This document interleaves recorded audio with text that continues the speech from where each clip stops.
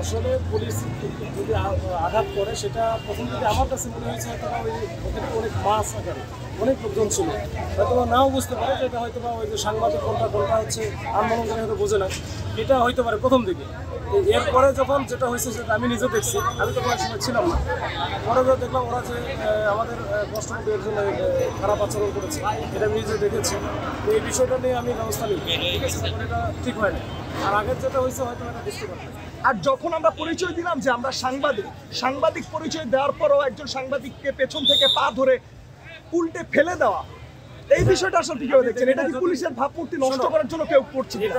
এটা এরকম কোনো কিছু আমি যেটা জানি না, তুমি যত বলতেছো এটা হতে পারে, যদি হয়ে থাকে তাহলে বিষয়ে এটা দুঃখজনক ঘটনা। এটা আমরা কখনোই চাই না। আমাদের সাথে সাংবাদিক হচ্ছে আমরা একেবারে একসাথে রাস্তায় চলি বা একসাথে আমরা মানে কাঁধে কাঁধ মিলিয়ে আমরা কাজ করি। তাদের সাথে আমাদের যে সম্পর্ক, আমার সাথে সম্পর্ক বা সবার সাথে, এটা তো অন্যরকম সম্পর্ক। এটা যদি হয়ে থাকে এটা আসলে চরম দুঃখজনক। এটা নিয়ে আমরা দেখতেছি, আমরা ব্যবস্থা নিই। আচ্ছা, মানে কেমন ব্যবস্থা হতে পারে বা কত সময়ের মধ্যে আসতে পারে একটু যদি বলে দেন। অলরেডি হয়ে গেছে। আমি কিন্তু কমিশনার স্যারের সাথে কথা বলেছি। তো কমিশনার স্যার যেটা বলেছে যে ওই যারা এর সাথে যদি জড়িত আছে, যে তিনজনকে আমরা পাইছি, এই তিনজনকে অলরেডি আমি ক্লোজ করছি। আমি ওসিকে বলছি যে তিনজনের নামটা নিয়ে ওটা ইয়ে করে আমি ক্লোজ করতেছি। এই তিনজন ক্লোজ, ঠিক আছে। এটা পরবর্তী